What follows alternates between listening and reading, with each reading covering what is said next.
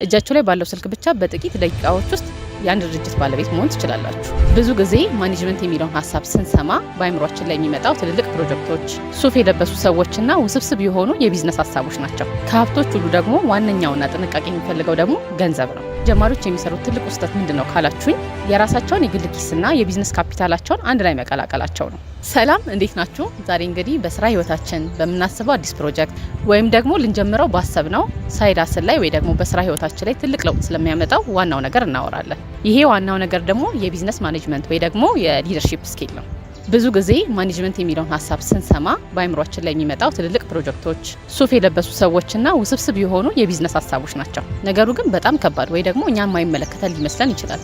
ነገር ግን እውነታው ይሄ አይደለም። ማኔጅመንት የምንለው ለትላልቅ ካምፓኒዎችና ለስራ አስኪያጆች ብቻ የሚተው ጉዳይ አይደለም። ለሁላችንም የሚያስፈልገን ትልቅ ስኪል ነው። ለምሳሌ ትንሽ የኦንላይን ሱቅ ቢኖራችሁ በኤጀንሲ ውስጥ ብትሰሩ ወይ ደግሞ ከጓደኞቻችሁ ጋር አዲስ ቢዝነስ ለመጀመር ብታስቡ ጊዜን፣ ገንዘብንና ሰዎችን እንዴት አድርጋችሁ መምራት እንዳለባችሁ የምታውቁበት ወሳኝ የሆነ ስኪል ነው። ስለዚህ ዛሬ ቅዳሜ ነው። ቡናችሁን ወይ ሻያችሁን ይዛችሁ ባላችሁበት ቦታ ሆናችሁ ይሄን ሀሳብ በደንብ እናወራለን። ቪዲዮን እስከ መጨረሻ ተመልከቱት።